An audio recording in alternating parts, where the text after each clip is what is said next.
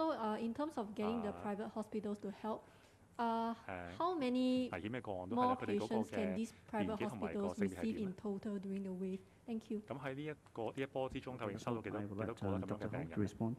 係請阿何醫生。For those death case to date, 關 we 於 have 今天 around 10嘅死亡 patients. 嘅個案，我 All 哋有大 majority of 概 them are 10 elderly. 個嘅病人啦， Their 多數 age 都係 range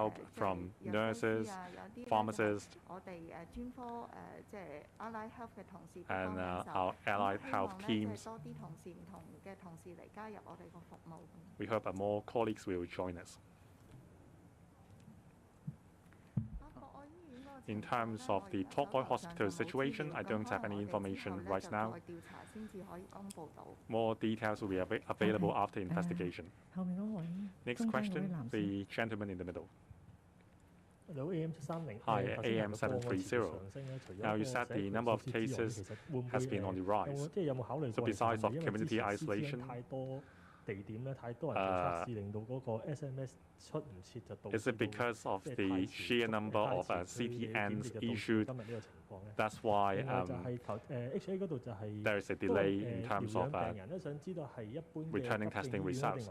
Now, patients on convalescence, are they from hospitals with ANED or those hospitals without ANED? How many patients will be received? Now, you said the entire hospital may be converted into a COVID-19 patients hospital. So under what circumstances will we activate this plan? Now, for the critical patients, what are the ages and how many patients were transferred from designated clinics? Finally, about collecting patients' information via the electronic form, how will it work? Will the CHP call the patients or will they just receive an SMS?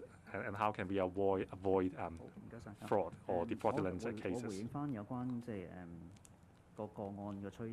Now about the trend of cases and about the arrangements of SMS notifications. Now about the rising trend. It certainly has to do with the community outbreak. When the base number is huge, when one patient can infect 3 patients, then we will have a lot of cases. On the other hand, we have transmission within families. If one family member is infected, the other family members will be infected as well. And also the number of isolation facilities cannot catch up with the needs. Ideally, all confirmed cases should be housed at isolation facilities. Because of the bottleneck we need help from family members. Positive patients may have to stay home and lower the infection risk by adopting our instructions or guidelines.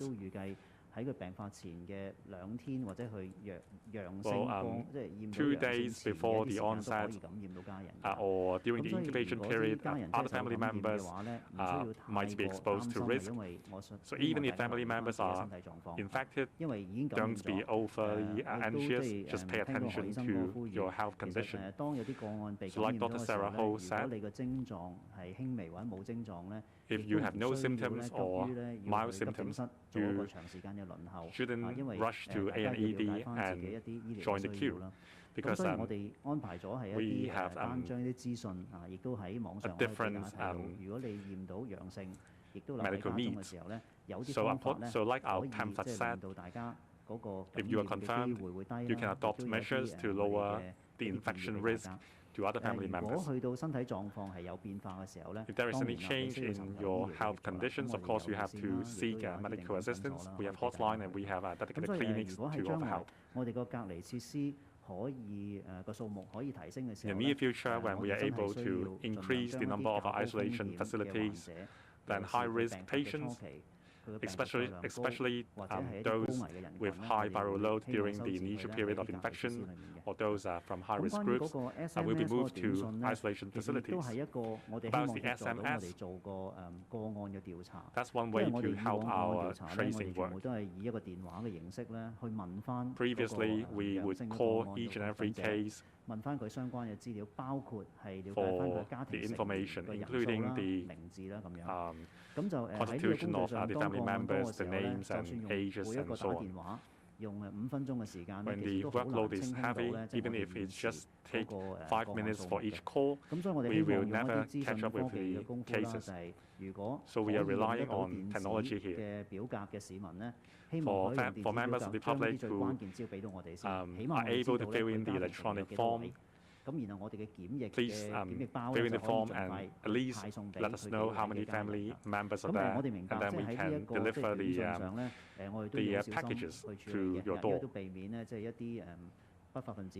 We are treading very carefully because we don't want the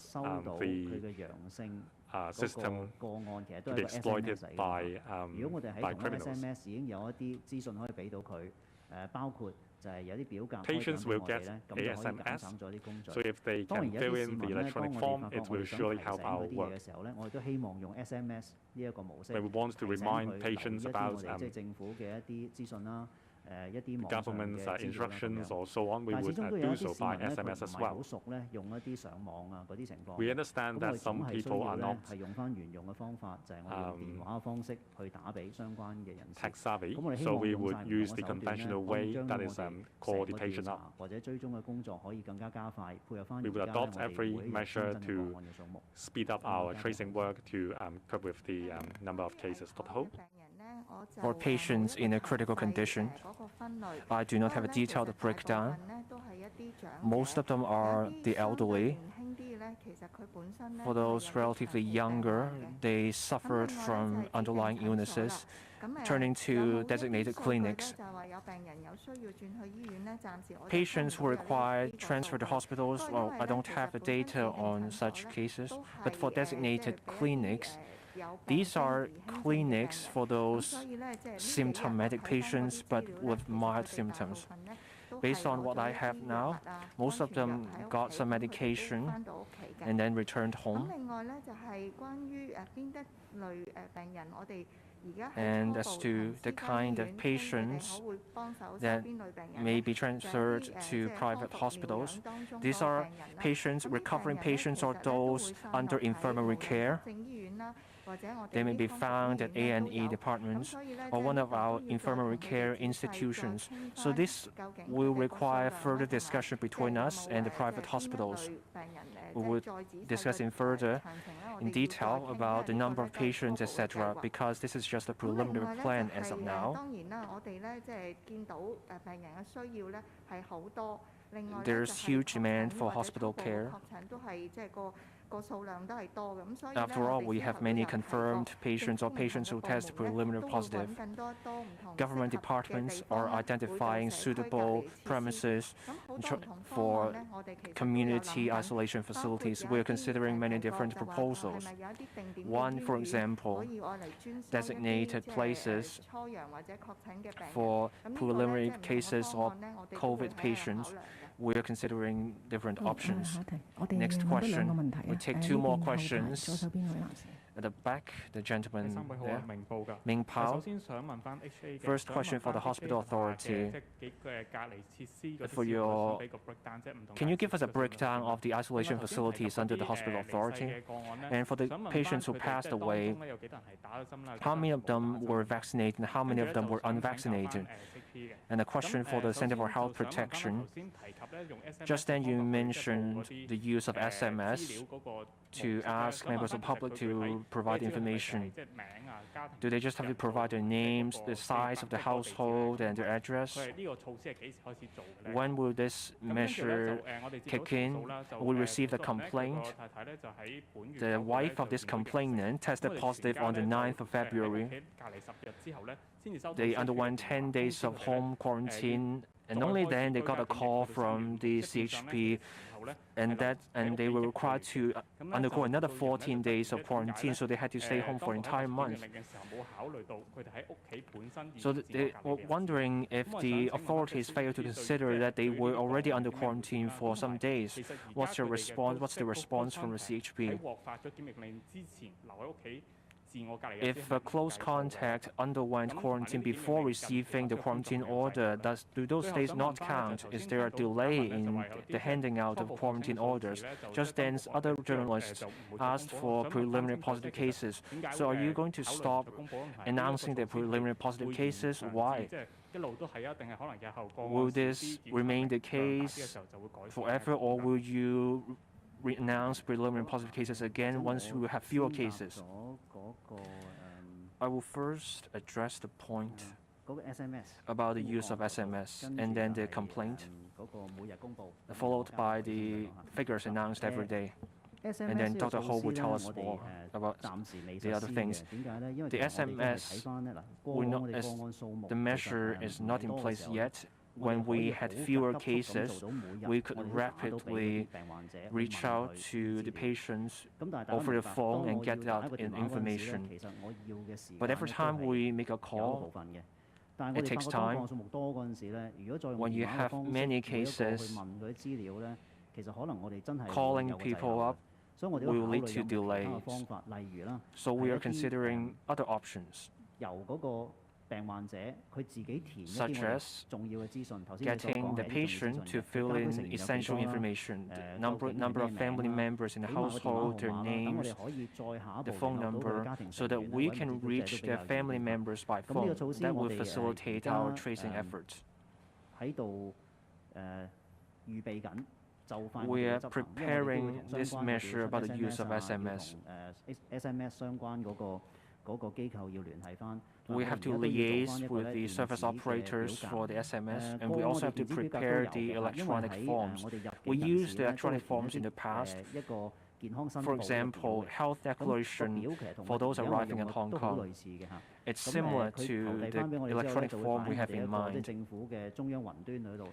The form, once submitted, will be stored on the government cloud and it will only be accessible to government staff. The technology has been in use, but has not been in use for our contact tracing efforts. And the use of such technology may facilitate our efforts. Regarding the complaint you just mentioned, I hope this journalist can give me further details about this case. I cannot give you a detailed response regarding the reason based on what I've just heard. In some cases, when you have a positive case,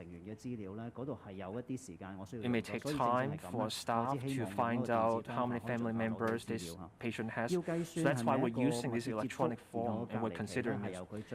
In terms of calculating the quarantine period, we start with the last date of contact. If there's a delay in reaching out to a patient, we don't start with that day. For those extra lengthy quarantine periods, I may have to get our team to look into the case for the specific reason. If other close contacts are involved in the certain case, then the clock starts again. It will be different. So I need to get the specifics before I can give you a response for that case. We're not trying to withhold the information about the preliminary positive cases. We have many cases every day now, and there are delays in different parts of our testing. The preliminary positive case count will not accurately reflect the trend in our case count. That's why Dr. Chuang was saying that by a trend, we're talking about two things. First, the cases confirmed as of yesterday. These specimens may be received before yesterday, the day before yesterday, because we need 24 hours to confirm the specimens we received. And then there are also the preliminary positive specimens we received. That's the figure reported by Dr. Chuang just then. And that's the best way to reflect the case count we have on any given day. Because we were trying to show you the trend. So over the past few days, we started with 4,000 cases or so per day, and then 7,000 cases or so, and then yesterday we got to the point of 10,000 cases or so reported every day. So that figure included the preliminary positive figures. So we're not trying to withhold any information, but we're trying to show you what's useful to help you see the trend in case count. Dr. Sarah Ho. I repeat, we have 3,600 confirmed and preliminarily confirmed patients hospitalized in the public hospitals, and we have 2,300 patients